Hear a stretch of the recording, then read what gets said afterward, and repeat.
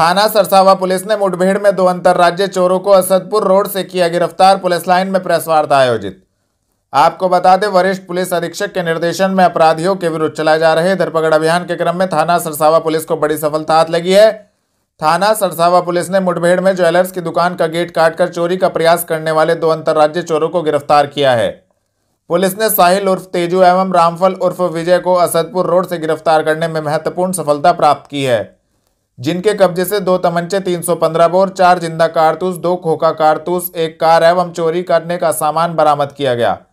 इस संबंध में एसपी देहात सागर जैन ने पुलिस लाइन में प्रेस वार्ता कर संबंधित जानकारी दी। ये 21 दिसंबर को थाना सरसावा पर सूचना प्राप्त हुई कि एक कस्बा स्थित एक शराब की दुकान है, वहां पर रात्रि में कुछ अज्ञात चोरों द्वारा गैस कटर से उनका जो गेट काटकर, पीछे वाला छत से एंटर करके गैस कटर से गेट काटकर दुकान में प्रवेश किया और जो उनकी तिजोरी है उसे भी तोड़ने का प्रयास किया। लेकिन पास ही पुलिस की जो व्हीकल है वो गश्त कर रही थी सायरन बजाकर, तो जिससे वो वहां पर मौके से भाग गए और चोरी का करने में विफल रहे। तो जैसे ही ये सूचना थाना सरसावा को प्राप्त हुई तो तत्काल इस संबंध में मुकदमा पंजीकृत किया गया। टीम्स का इसमें गठन किया गया और कैमरेज देखे गए कि कहां से ये अपनी स्विफ्ट जो गाड़ी है जिसमें इन्होंने आया था, कैसे कैसे इन्होंने रूट फॉलो किया। कल जब 26 और 27 की रात्रि में थाना सरसावा की पुलिस जब शाहजहांपुर चौकी के पास में गश्त कर रही थी तो हरियाणा से सहारनपुर की तरफ स्विफ्ट गाड़ी आती दिखाई दी, जिसमें कि रात्रि में इन्होंने टॉर्च की रोशनी में रोकने का प्रयास किया, जिसपे इन्होंने पुलिस पार्टी को देख के एक फायर किया और अपनी गाड़ी तेजी से सहारनपुर से की तरफ मोड़ दी उन्होंने आगे की तरफ, और पुलिस पार्टी भी इनका पीछा करने लगी तो इन्होंने गाड़ी जो है नकुड़ रोड पर मोड़ दी, जहां पर आगे इन अभियुक्तों को घेर घोट कर अरेस्ट किया गया है। इन्होंने पुलिस पार्टी पर 2 राउंड फायर किए थे और इन दोनों को फिर गिरफ्तार किया गया और इनके कब्जे से 2 तमंचे, 4 जिंदा कारतूस, एक जो कार है स्विफ्ट और ये गैस कटर, जितने भी इक्विपमेंट्स हैं, गैस सिलेंडर हैं, छेनी है, कटिंग इंस्ट्रूमेंट्स हैं और एक फर्जी नंबर प्लेट जो कि इन्होंने हरियाणा में ही एक गाड़ी से चोरी की थी और अपनी गाड़ी पे लगाई थी ताकि ये कैमरे पे ना आए। ये सारी चीज बरामद की है और इन्होंने घटना कबूल की है, इनने पूछताछ में बताया। और ये जो 2 व्यक्ति हैं इनकी पहचान साहिल उर्फ तेजू, रहने वाले हैं इंद्री थाना क्षेत्र हरियाणा के, और दूसरा है रामफल उर्फ विजय, ये भी ग्राम जोड़ माजरा, थाना इंद्री, जिला करनाल, हरियाणा के रहने वाले हैं। इनका जब आपराधिक इतिहास देखा गया तो जो मुख्य अभियुक्त है साहिल, उसके ऊपर 21 मुकदमे हैं पूर्व में और सभी चोरी और नकबजनी के हैं, गृह भेदन के। और दूसरा इसका साथी रामफल, इस पे भी 7 मुकदमे हैं। ये हरियाणा में वांछित चल रहे थे, इसलिए इन्होंने यहाँ पर यूपी के बॉर्डर वाले इलाके में घटना करना स्टार्ट कर दिया था और इनमें आज इनको गिरफ्तार करके माननीय न्यायालय के समक्ष पेश किया जा रहा है। थाना कोतवाली देहात पुलिस ने विरोधी को फंसाने के लिए षड्यंत्र रचने वाले 4 अभियुक्तों को किया गिरफ्तार। पुलिस लाइन में हुई प्रेस वार्ता। आपको बता दें, वरिष्ठ पुलिस अधीक्षक के निर्देशन में अपराधियों के विरुद्ध चलाए जा रहे धरपकड़ अभियान के क्रम में थाना कोतवाली देहात पुलिस को बड़ी सफलता हाथ लगी है। थाना कोतवाली देहात पुलिस ने विरोधी को फंसाने के लिए षड्यंत्र रचकर स्वयं पर जानलेवा हमले का झूठा मुकदमा पंजीकृत करवाने वाले 4 अभियुक्तों को गिरफ्तार किया है। पुलिस ने नदीम, नावेद, उस्मान एवं नीरज को देहात कोतवाली क्षेत्र से गिरफ्तार करने में महत्वपूर्ण सफलता प्राप्त की है, जिनके कब्जे से 1 तमंचा, 315 बोर, 1 खोखा कारतूस, घटना में प्रयुक्त मोटरसाइकिल एवं 10,000 रुपए नगद बरामद किए गए। इस संबंध में एसपी सिटी अभिमन्यु मांगलिक ने पुलिस लाइन में प्रेस वार्ता कर संबंधित जानकारी दी। कोतवाली देहात ने एक ये जो झूठी घटना रची गई थी उसका पूरा पर्दाफाश किया गया है। कल शाम को 112 के माध्यम से ये सूचना मिलती है कि सकलापुरी रोड पर एक ठेका है शराब का, उसके पास एक फायरिंग घटना हुई है। फायरिंग घटना देने वाला जो था वो नाजिम था। नाजिम ने बताया कि जो उसका साला है जिसका नाम आतिफ, उसके पैर में गोली लगी है और उसको जिला अस्पताल ले जाया जा रहा है और उसके द्वारा एक तहरीर दी गई थी जिसमें जनद, जैद और अनस, ये 2 लड़कों के नाम लिखे गए थे। जब पूरी हमने जांच पड़ताल करी, कोतवाली देहात और फॉरेंसिक की टीम वहां पे पहुंचती है, मजरूब से पूछताछ करती है और आसपास की सीसीटीवी फुटेज खंगालती है और आसपास के गवाहों से बात करती है, तो घटना इस तरह समझ में आती है कि ये जो पूरी साजिश रची गई थी, आतिफ और नाजिम दोनों के द्वारा ही पूरी साजिश रची गई थी। इनका मेन मोटिव था जो तहसीन है तहसीन, जिनके 2 लड़के हैं, जैद और अनस, जिसका नाम ये लिखवाना चाह रहे थे, जिनका नाम इन्होंने लिखा था, उनके विरुद्ध उनकी पहले से ही एक मुकदमा चल रहा है, मुकदमेबाजी चल रही है मंडी थाने में। उसी रंजिश को लेकर ये चाहते थे कि उसको फंसा दें, जेल भेज दें, और ये पूरी घटना रची गई थी। और इस घटना का जब हमें पता चला, एक हमें वीडियो प्राप्त हुई, वीडियो प्राप्त में जब हमने देखी उस वीडियो को, तो ये नावेद जो आतिफ है, मजरूब है, अपने मित्र नावेद के साथ खड़ा हुआ है और एक अपाचे गाड़ी आती है और अपाचे गाड़ी में एक बंदा जो पीछे बैठा हुआ है फायर कर देता है और उसकी जांघ में गोली लग जाती है। और जब हम सब पूछताछ की जाती है तो पता चलता है जो गाड़ी चला रहा था वो इसका भाई ही था, मजरूब का, और पीछे उसने एक अपने मित्र नीरज से बात की थी और उसको पैसे का लालच भी दिया था कि उसको इस तरह घटना कारित करनी है और उसको उसके पैसे ही मिलेंगे। तो इस तरह 24 घंटे के अंदर ही ये पूरी घटना का सही अनावरण हुआ है। इसमें जो गलत लोगों के नाम लिखवाए थे वो लोग जेल जाने से बचे हैं और जो साजिश करता है उनको हम जेल भेज रहे हैं। और ये भी आपको बता दूं कि ये जो पूरी घटना रची गई थी और उस रचना में ये फायरिंग असली में कराई गई थी और फायरिंग ये जानते हुए कि आसपास घनी आबादी का क्षेत्र है और हो सकता था ये फायरिंग जो की गई है किसी और को भी लग जाती, तो उन्होंने आसपास के लोगों की जान खतरे में डाली गई है। तो उसी तरह से हमने सुसंगत धाराओं में मुकदमा पंजीकृत करते हुए इनको जेल भेजा जा रहा है। कलेक्ट्रेट में मुत्तहिदा मजलिस अमल ने 5 सूत्रीय मांगों को लेकर सिटी मजिस्ट्रेट को सौंपा ज्ञापन, दी जानकारी। आपको बता दें, कलेक्ट्रेट पहुंचकर मुत्तहिदा मजलिस अमल ने 5 सूत्रीय मांगों को लेकर सिटी मजिस्ट्रेट को ज्ञापन सौंपा, जिसमें उनकी मुख्य मांग थी कि पुलिस द्वारा एक तरफा मस्जिदों एवं दरगाहों से लाउड स्पीकरों को उतरवाया जा रहा है, जो कि बहुत ही गंभीर विषय है। अन्य समुदायों द्वारा मुसलमानों को प्रताड़ित किया जा रहा है, उस पर रोक की मांग की गई। इस दौरान अन्य मांगों को लेकर सिटी मजिस्ट्रेट को ज्ञापन सौंपा गया तथा संबंधित जानकारी दी। ये मुत्तहिदा मजलिस अमल की तरफ से एक ज्ञापन आज जो है प्रशासन को दिया जा रहा है, जिसमें ख़ास तौर पर जो लाउड स्पीकर मस्जिदों से, दरगाहों से और खानकाहों से करवाए जा रहे हैं, इसको लेकर के मुत्तहिदा मजलिस अमल का प्रतिनिधिमंडल रोष व्यक्त करता है और ये जताना चाहता है कि जो कोर्ट के आदेश का बहाना बना करके प्रशासन ये बात कर रहा है कि आप जो है हम उसके ऑर्डर के मुताबिक ये काम कर रहे हैं, तो ऐसा नहीं है। उस ऑर्डर का जो इम्प्लीमेंटेशन है वो जितने भी हमारे धार्मिक स्थल हैं, किसी भी धर्म के हों, सबके लिए है। दूसरे जो कितने डेसिमल होना चाहिए, इसके लिए सरकार अपनी और प्रशासन अपनी मशीनरी से सेट करके जांच परख करके देखे कि वो कितने डेसिमल है। और रात्रि जागरण और ये जो आपका जो ये जुलूस होते हैं, धार्मिक जुलूस, इनमें जो जानलेवा साउंड है उस पर भी इम्प्लीमेंटेशन होना चाहिए। पुलिस लाइन में ससुरालियों के खिलाफ एसएसपी ऑफिस पहुंची विवाहिता मारपीट और दहेज मांगने के लगाए आरोप। आपको बता दें, थाना कोतवाली नगर क्षेत्र की रहने वाली एक विवाहिता अपने ससुरालियों के खिलाफ प्रार्थना पत्र लेकर एसएसपी के दरबार पहुंची, जहां पर उसने ससुरालियों पर कार्यवाही की मांग की।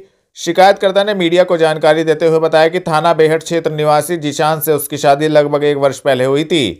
शादी के दौरान उसके परिवार ने अपनी हैसियत के मुताबिक दहेज दिया था, लेकिन शादी के कुछ समय बाद ही उसके पति और ससुरालियों ने दहेज के लिए परेशान करना शुरू कर दिया था। इसके बाद आरोपियों ने उसके साथ मारपीट कर उसे घर से निकाल दिया था। पीड़िता ने पुलिस से कार्यवाही की मांग की तथा न्याय की गुहार लगाई।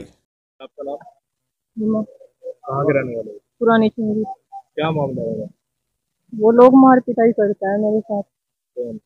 वही ससुराल वाले मेरे जी। क्या किस बात को लेकर मारपीट करते हैं? वो लोग बस यही मुझे लेके नहीं जाना चाह रहे और पैसे मांग रहे, गाड़ी मांग रहे जी। 15 जनवरी। कितने दिन रहे हो वहाँ पर? मैं 4 महीने। उसके बाद बस मैं घर पे आ गई थी 22 मई को। जब घर पे आए थे तो क्या स्थिति में आए थे? परिवार वाले लेके आए थे? उन्होंने मारपीट करके निकाला था मुझे, मैं फिर आई थी। आज कहाँ पर आए? आज एसएसपी के यहाँ पे। क्या उनको मिले हो? जी। क्या कहा उन्होंने यही कहा है कार्रवाई करने के लिए। कार्रवाई करना जी, मैं तो कार्रवाई करना चाहती हूँ। कौन लोग हैं ससुराल वाले लोग? का नाम क्या है? कहाँ के रहने वाले ये ताजपुरे के रहने वाले हैं। हैं? नाम क्या है? जीशान आलम पति का है और जेठ का है फैजान रिजवान अफजल। जी जेठानी है, गुलिस्ता है, नगमा है। जी जी मैं तो कार्रवाई करती हूँ। आईटीसी रोड स्थित सर्किट हाउस सभागार में पहुंचे निषाद पार्टी के प्रदेश अध्यक्ष बैठक का हुआ आयोजन। आपको बता दें, आईटीसी रोड स्थित सर्किट हाउस सभागार में निषाद पार्टी के प्रदेश अध्यक्ष रविंद्र मणि निषाद पहुंचे, जिनकी अध्यक्षता में निषाद पार्टी के 11वें संकल्प दिवस में सभी पदाधिकारियों कार्यकर्ताओं को लखनऊ पहुंचने हेतु बैठक कर जानकारी दी गई। सभी से आह्वान किया गया कि दल बल के साथ लखनऊ के रमाबाई पार्क में पहुंचे। इस दौरान सभी पदाधिकारियों ने अपने अपने विचार रखे तथा संबंधित जानकारी दी। और आज का ये जो कार्यक्रम है, ये 13 जनवरी निषाद पार्टी का संकल्प दिवस, उसको लेकर के कार्यकर्ताओं की आज अहम बैठक बुलाई गई थी, जिसमें पूरे जिले के सभी कार्यकर्ता पदाधिकारी यहाँ बुलाए गए थे। महत्वपूर्ण उन्हें जिम्मेदारी देने के लिए कि 7 विधानसभा है, हर विधानसभा में जाकर के पूरी टीम के साथ आपको काम करना है और वहां उनको सही बात बताना है, सरकार की योजनाएं बतानी है कि कैसे 67 साल तक कांग्रेस ने इस देश पर राज किया और मछुआरों को केवल 3000 करोड़ रुपए दिया था, और आज हम एनडीए के साथ हैं, भारतीय जनता पार्टी के साथ हैं, तो आज केवल महज 9 सालों में 38,000 करोड़ रुपया देकर के मछुआरों के विकास के लिए योजनाएं चला रखी हैं। और इस समय निषाद पार्टी के राष्ट्रीय अध्यक्ष जी कैबिनेट मंत्री हैं उत्तर प्रदेश सरकार में, जिसमें आज भारतीय जनता पार्टी निषाद राज के किले के जीर्णोद्धार के लिए माननीय मंत्री जी के पहल पर 20 करोड़ 38 लाख रुपया खर्च करके उसे आगे बढ़ाने का काम कर रही है। मतलब जगह जब से निषाद पार्टी का आगमन हुआ है, जब से निषाद पार्टी का गठन हुआ, तब से मछुआ समुदाय जो अभी तक उपेक्षित था, आज एनडीए के साथ आकर के उसका कद और पद दोनों बढ़ रहा है और अपनी शक्ति का एहसास करा रहा है। जो पिछली सरकारें हमारा हिस्सा खा रही थी, नोट नौकरी पे कब्जा जमा रही थी, ऐसी सरकारों को हमने उखाड़ के फेंक दिया और आज के समय में एक ऐसी सरकार जो भगवान राम को मानने वाली है, निषाद राज को मानने वाली है, निषाद राज के वंशजों को उचित स्थान दे करके उचित सम्मान दे रही है। उसमें मत्स्य संपदा योजना, प्रधानमंत्री मत्स्य संपदा योजना, मुख्यमंत्री मत्स्य संपदा योजना, वोट योजना, ऐसी तमाम योजनाएं ला करके इनको मुख्य धारा में जोड़ने का काम कर रहे हैं और इन्हें आगे बढ़ाने के लिए अवसर दे रहे हैं। इससे पहले जो है निषाद पार्टी के, भारतीय जनता पार्टी कहती है सरकार आरक्षण नहीं दे रही, तो पहले भी बहुत सारी जातियों को लेकर चलता है मामला। देखिए, सही तो ये है कि अभी तक जितनी भी पिछली सरकारें थी उसने हमारे समाज को बरगलाने का काम किया। पिछली सरकार कांग्रेस 67 साल तक रही, उसके 2 नेताओं ने हमारी आरक्षण की फाइल गायब करा रखी थी, जिसके खिलाफ माननीय मंत्री जी ने एफआईआर दर्ज करा रखा है, एप्लीकेशन दे रखा है। उनको जल्द ही वो कटघरे में खड़े होंगे उनके वो 2 नेता जिन्होंने हमारी आरक्षण की फाइल गायब करा रखी थी। 1991 तक, 1931 से लेके 1991 तक हमें मझवार, गौड़, तुरैया, खरवार, बेलदार, खरोट, कोली के नाम से उत्तर प्रदेश की सूची में सूचीबद्ध थे और लाभ मिलता था। उसमें तमाम लोग अधिकारी कर्मचारी विभाग नौकरियों में भी रहे।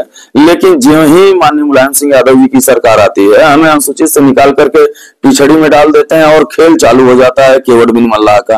तो हम कहते हैं कि जो संविधान में हमारा लिखा हुआ है वो हमारा जारी होना चाहिए। हम तो धन्यवाद देते हैं माननीय योगी आदित्यनाथ जी महाराज को कि जब हम लोग 2020 में लखनऊ में एक बड़ी रैली की है, तो उसके अगले ही दिन माननीय मुख्यमंत्री जी ने एक लेटर लिखा सामाजिक न्याय मंत्रालय को, और उस लेटर पे जवाब आया, आरजीआई का जवाब आया कि ये जो केवट बिन मल्लाह है, ये मझवार की पर्यायवाची जातियां हैं, जो धीवर, धीमर, रैकवार हैं, बातम हैं, गौड़, गुड़िया हैं, जो झीमर हैं, ये तुरैया की पर्यायवाची जातियां हैं और इन्हें संविधान के रूप में संवैधानिक दर्जा दिया गया है। और ये सही है, ये मझवार, गौड़, तुरैया, खरवार, बेलदार, खरोट, कोली के नाम से जो इनकी सूची है वो जायज है और उनका जारी होना चाहिए। तो हम तो धन्यवाद देते हैं माननीय सांसद प्रवीण कुमार निषाद जी का, जिन्होंने अपनी आवाज उठाया लोकसभा में और उसके बदले सामाजिक न्याय मंत्रालय के मंत्री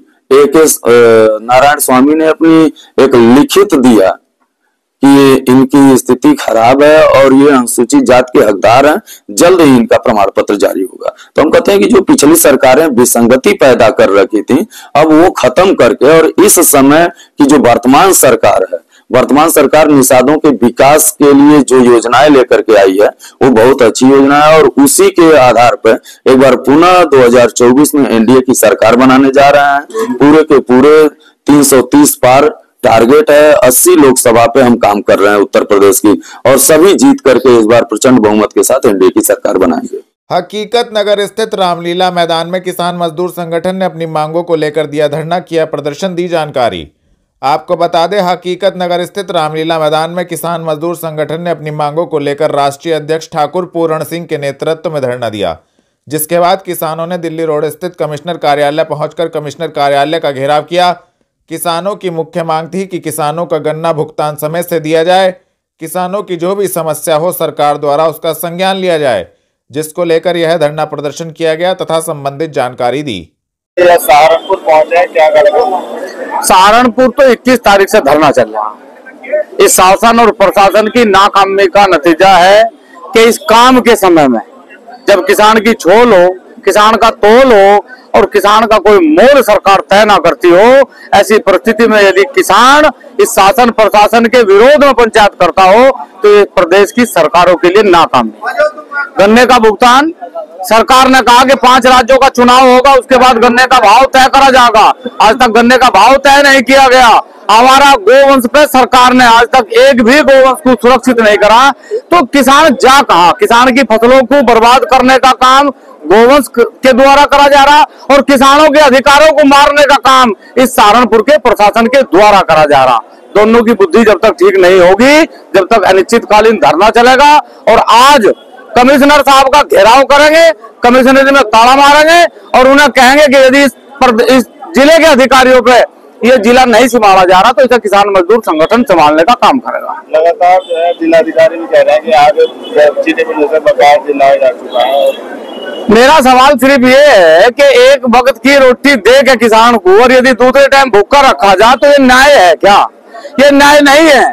भुगतान को हमें सरकार अपनी तरफ से दे रही है, हम गन्ना के दे, सरकार हमें भुगतान दे रही। ये सुप्रीम कोर्ट का आदेश है कि 14 दिन में गन्ना भुगतान करें, सरकार का आदेश नहीं है। सरकार का काम है गन्ना मूल्य बढ़ाना। पहले एक नियम था कि हर साल 10 रुपए गन्ने को बढ़े थे, सरकारों ने नियम बढ़ा लिया कि कोई गन्ना मूल्य नहीं बढ़ेगा, चुनाव आएंगे तो गन्ना मूल्य बढ़ा देंगे और यदि चुनाव में वो लोग जीत गए तो कोई गन्ना मूल्य नहीं बढ़ाओगे। ये फसलों की लड़ाई है, आने वाली नस्लों की लड़ाई है और जब तक इसे नहीं जीतेंगे जब तक आंदोलन जारी रहेगा। गांव दमकड़ी में गौकशी की सूचना पर पहुंचे सर्विलांस टीम के साथ वरिष्ठ पुलिस अधीक्षक ग्रामीणों से ली जानकारी। आपको बता दें, थाना कोतवाली देहात क्षेत्र के गांव दमकड़ी में गौकशी की सूचना मिलने पर वरिष्ठ पुलिस अधीक्षक डॉक्टर विपिन ताड़ा पुलिस बल व सर्विलांस टीम के साथ मौके पर पहुंचे। इस दौरान उन्होंने ग्रामीणों से जानकारी ली। कुछ संदिग्धों के नाम सामने आए जिसको लेकर मामले की जांच की जा रही है, जिसमें वरिष्ठ पुलिस अधीक्षक का कहना है कि जो भी इसमें दोषी पाया जाएगा उनके विरुद्ध कार्यवाही की जाएगी, जिसको लेकर संबंधित जानकारी दी। थाना देहात कोतवाली क्षेत्र के गांव दमकड़ी में वहीं के किसान की 2 गायें गौ तस्करों के द्वारा चोरी कर दी गई और उसके बाद वहीं पे समीप में एक बाग था, बाग में दोनों गाय को वहीं पे काट के कुछ अवशेष वहीं पर छोड़ दिए गए थे। तो बजरंग दल के कार्यकर्ताओं को इसकी सूचना मिली, पूरी टीम के साथ बजरंग दल के कार्यकर्ता पहुंचे वहां पर। इसकी जो सूचना तुरंत पुलिस को दी गई और मौके पर सहारनपुर के वरिष्ठ पुलिस अधीक्षक महोदय भी पहुंचे। लेकिन बजरंग दल के कार्यकर्ताओं का कहना यह है कि रोज सहारनपुर जनपद के अंदर प्रतिदिन गौकशी की घटनाएं हो रही है जो बहुत ही पीड़ादायक है और बजरंग दल के कार्यकर्ताओं के सबर की जो सीमा है वो पार हो रही है। हमारी प्रशासन से यही मांग है कि जल्द से जल्द जितनी भी गौकशी घटनाएं हैं इन पर अंकुश लगाए, नहीं बजरंग दल के कार्यकर्ता स्वयं इतने सक्षम है कि वो गौकशी को रोकने का कार्य करेंगे। थाना देहात के दमकड़ी गांव में आज सुबह सूचना मिली गौकशी की, जिस पर कि मैं और तमाम टीम जो है पुलिस बल मौके पे आए हैं स्वास्थ्य और सर्विलेंस टीम के साथ में। इसमें जो ग्रामीण हैं उनसे जानकारी की जा रही है। कुछ संदिग्ध हैं जिनके नाम सामने आए हैं, उनका तस्दीक कर जो दोषी पाया जाएगा उनके विरुद्ध कार्रवाई इसमें की जाएगी। सर 6 महीने पहले भी ऐसी घटना यहाँ पे हुई थी गांव में, तब कुछ नहीं हो पाया जी। इसमें पुलिस ने काफी कार्रवाई की है जनपद में गौकशी में और पिछले साल के मुकाबले इस साल 50% की कमी है और जो अभियुक्त हैं उनके विरुद्ध भी कई कठोर कार्रवाइयां हुई है। इसमें जो भी दोषी पाया जाएगा इस घटना में उसके विरुद्ध भी इसमें कठोर कार्रवाई होगी और शीघ्र ही इस घटना का अनावरण किया जाएगा। कोट रोड स्थित जिला कार्यालय पर रालोद ने मनाया रालोद सुप्रीमो जयंत चौधरी का 45वां जन्मदिन, दी जानकारी। आपको बता दें, राष्ट्रीय लोकदल के कार्यकर्ताओं ने रालौद के जिला कार्यालय पर अपने नेता रालौद सुप्रीमो जयंत चौधरी का केक काटकर 45वां जन्मदिन हर्षोल्लास के साथ मनाया। कार्यकर्ताओं ने जयंत चौधरी की दीर्घायु की कामना की। जिला अध्यक्ष राव केसर एवं प्रदेश महासचिव चौधरी धीर सिंह ने कहा, चौधरी साहब का ये जन्मदिन युवाओं को समर्पित है। उन्हीं के निर्देश पर कल पूरे उत्तर प्रदेश में युवा रालौद ने पुलिस भर्ती में आयु सीमा में 3 साल की छूट के लिए प्रदर्शन किया, जिसे सरकार ने मान लिया। जिला अध्यक्ष ने प्रदेश सरकार का भी धन्यवाद किया तथा संबंधित जानकारी दी। आपका नाम और आज जिलाध्यक्ष राष्ट्रीय लोकदल जनपद सहारनपुर। आज राष्ट्रीय लोकदल पार्टी के लिए बड़ा हर्ष का विषय है कि तमाम साथी यहाँ मिलकर माननीय जयंत चौधरी का 45वां जन्मदिन मना रहे हैं और चौधरी चरण सिंह का जन्म सप्ताह भी चल रहा है। उसके लिए गाँव-गाँव जाकर स्वच्छता अभियान चल रहा है। उसी के बीच बड़े हर्ष की बात है कि हमारे युवा साथी, हमारे युवा नेता के लिए 45वां आज ये हमारी वर्षगांठ आई है, सब धूमधाम से मना रहे हैं और हम जन्मदिन पर उनको एक और बधाई देना चाहते हैं कि कल उन्होंने जिस प्रकार प्रदेश सरकार पर दबाव बनाया था युवाओं के लिए कि 3 साल आयु सीमा बढ़ा दी जाए, हम धन्यवाद देते हैं अपने नेता को। उनके लिए इससे बड़ा कोई जन्मदिन का तोहफा हो नहीं सकता कि युवाओं के लिए 3 साल का आयु सीमा जो पुलिस भर्ती में बढ़ी है, उसके लिए माननीय चौधरी जी को बहुत बहुत धन्यवाद और इसके लिए योगी जी को भी धन्यवाद देते हैं कि उन्होंने हमारी भावनाओं पर युवाओं के भविष्य का ध्यान में रखते हुए राष्ट्रीय लोकदल की ये मान मानी। गांव भाबसा में दबंगों ने ट्रैक्टर से ढाया गरीब का मकान, पीड़ित पहुंचा डीआईजी कार्यालय, लगाई न्याय की गुहार। आपको बता दें, थाना तीतरो क्षेत्र अंतर्गत गांव भाबसा में दबंगों ने ट्रैक्टर से गरीब का मकान ढा दिया। पीड़ित ने डीआईजी कार्यालय पहुंचकर न्याय की गुहार लगाते हुए दबंगों के विरुद्ध कार्यवाही की मांग की। पीड़ित का आरोप है कि पंचायत में पैसे देने के बाद भी दबंगों द्वारा उसका मकान तोड़ा गया, जिसकी शिकायत उसने स्थानीय पुलिस को दी, लेकिन कोई भी कार्यवाही उक्त मामले में नहीं हुई, जिसको लेकर वह डीआईजी कार्यालय पहुंचा तथा संबंधित जानकारी दी। ये आपका नाम पर? मांगेराम कश्यप, प्रदेश सचिव समाजवादी पार्टी और पूर्व राज्य मंत्री। आज आप यहाँ पर आए हैं डीआईजी साहब से मिलने, क्या पूरा मामला है? कुछ लोग आपके साथ? ये जनपद सहारनपुर के थाना तीतरो में गांव भाबसा गांव के रहने वाले हैं। ये बहुत ही गरीब आदमी है, मजदूर हैं और 2002 में इन्होंने जगह खरीद करके भाबसा गांव में अपना मकान बना लिया था कच्चा। अब इन्होंने सोचा कि हम पक्का बना लें। अब मजदूर आदमी है, इन्होंने थाने में दरखास्त दी, जिनसे खरीदी थी वो इन्हें परेशान कर रहे थे। थाने में जब इन्होंने दरखास्त दिया तो उसमें गांव में बैठ करके पंचायत हुई। 1,60,000 रुपये में समझौता, जो इनके पास लिखित है और वीडियो भी है। 1,60,000 रुपये लेने के बाद तुरंत अपने ट्रैक्टर से उस गांव में आकर के इनके घर को तोड़ने का काम किया, ट्रैक्टर से ज़बरदस्ती। अगर किसी का मकान ज़बरदस्ती कौन तोड़ देगा? कोई कानून में खौफ नहीं है। इतने दबंग लोग हैं, कोई कोर्ट का आदेश नहीं कि मकान तोड़ा जाए या कोई कानूनी कार्रवाई करते कि इनसे मकान हटवाया जाए। उनकी मनमानी हो रही। इनकी माताजी पे जानलेवा हमला किया गया, इनकी गाय को भी पीटने का काम किया, इनका मकान भी अस्त व्यस्त कर दिया, कपड़े महिलाओं को फाड़ने का काम उन लोगों ने किए। कानून का उनमें कोई डर और भय नहीं है। ये गरीब लोग हैं। इनकी 18 तारीख से अब तक कोई सुनवाई, कोई रिपोर्ट दर्ज तक नहीं हुई। आज एसएसपी साहब और कप्तान साहब के यहाँ गए थे, अभी डीआई साहब के यहाँ गए, ये आश्वासन मिला कि कानूनी कार्रवाई होगी। हम चाहते हैं कि इन्हें न्याय मिले और जो इतने दबंग हैं उनके खिलाफ एनएसए और तमाम कार्रवाई हो और जो इनका नुकसान हुआ इनकी भरपाई हो। क्या नाम है आपका? दिनेश कुमार सर। कहाँ से आए हो? गांव भाबसा, जिला सहारनपुर, तहसील नकुड़, थाना तीतरो। क्या मामला हुआ है सर? ये हमने 2002 में जगह ली थी मेरे पापा जी ने। उस टाइम पे तो कोई नाम करावन था जी, तो ऐसे ही हमें इस पर मकान बना के रह रहे थे, कच्चा झोपड़ी बना के जी। तो अब हमने पक्का मकान बनाया जी। तो जी राजपूत कहने लगे कि हमारा ही जगह है या जगह छोड़ दो। अरे ली वो, जबकि राजपूत तो पता ही है जी। अरे राजपूत ने पहले पैसे लिए और अब भी हमारे पैसे लिए। कब ली थी जगह? जगह 2002 में ली थी जी हमने। हाँ जी। तो कुछ कागज है उस टाइम? नहीं जी, उस टाइम का तो कोई कागज नहीं था जी। बस ये है हमारे नहीं, उस टाइम पे कब्जा दिया था इन्होंने, कब्जा चुका तो है हमारा जी। कितने पैसे दिए थे उस टाइम पे? 32,000 रुपये दिए थे जी।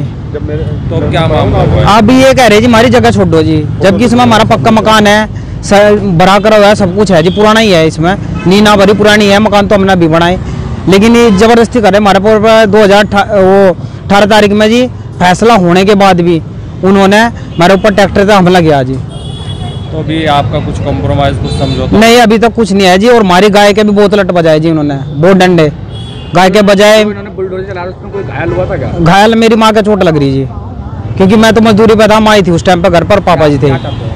बस जी हम तो न्याय चाह जी। अधिकारी से मिले क्या आश्वासन? अधिकारी से तो ये कहा कि आप पुलिस थाने में जाओ, वहाँ पे आपकी सुनवाई होगी। हाँ जी। तो अभी कुछ और पैसे दिए आप लोग? नहीं, अभी से कोई पैसा नहीं दिया, बस 1,60,000 रुपये दिए अब दोबारा हमने, उसके अलावा कोई नहीं हो रही जी। जमीन के दिए? हाँ जी, जमीन के ही। बस ये तो जबरदस्ती हो रही है हमारे साथ में, और तो कुछ नहीं, गुंडागर्दी कर रही जी। कौन लोग हैं ये? क्या ये रजपूत है जी। नाम क्या है? नाम है महिपाल मास्टर है जी, उसका लड़का नरेंद्र है जी, नरेंद्र का लड़का बिट्टू है जी, और पनील, ये है जी 3 जने। ये वापसी के रहने वाले हैं जी। तो थाने वाले क्या कह रहे हैं? थाने वाले कुछ भी नहीं करे जी, थाने वाले ने अभी तक कोई रिपोर्ट नहीं लिखी। उनका पटवारी करेगा, जो भी करेगा पटवारी आएगा वो करेगा, नु करे थाने वाले, ना रिपोर्ट ले रहे हमारे, ना कुछ ले रहे। अभी आप सहारनपुर आए? हाँ जी। क्या कह रहे अधिकारी? तो अधिकारी कह रहे हैं आप थाने में जाओ, आपकी पूरी सुनवाई होगी जी। किससे मिले थे आप? अभी हमें SSP से मिले थे जी, और DIG अधिकारी से जी मिले थे जी, तो इन्होंने कहा आपकी पूरी सुनवाई होगा, आप थाने में जाओ। अभी हम थाने में जाएंगे जी।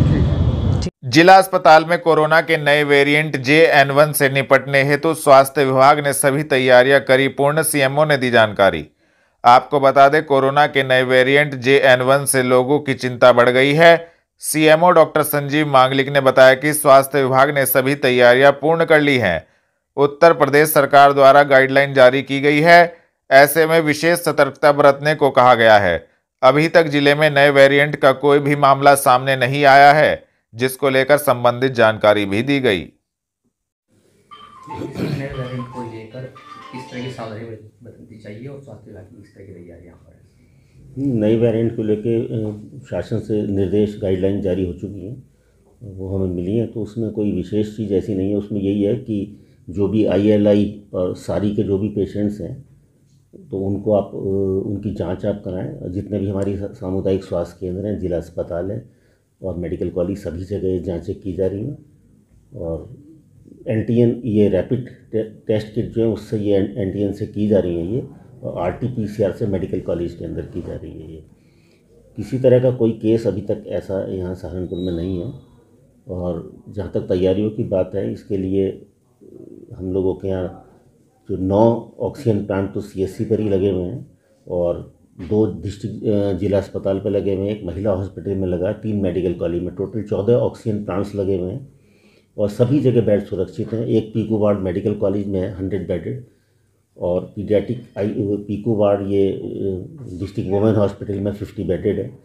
डिस्ट्रिक्ट हॉस्पिटल पर 42 बेडेड का ECRP2 के अंतर्गत एक पूरा हॉस्पिटल बन गया है, और सभी CSCs पे ये 20 बेडेड बन गया है, और PSCs पे 6 बेडेड ECRP2 के अंडर में। सर, ऑक्सीजन की बात करें तो ऑक्सीजन कितनी यहाँ पर है? ऑक्सीजन हमारे सभी प्लांट्स बिल्कुल फंक्शनल हैं। इनकी अभी मॉक ड्रिल भी हुई थी, 2 बार मॉक ड्रिल हो चुकी है, और बिल्कुल सभी फंक्शनल है ये, जितने भी ज़िले पर और हमारी CSCs पर है।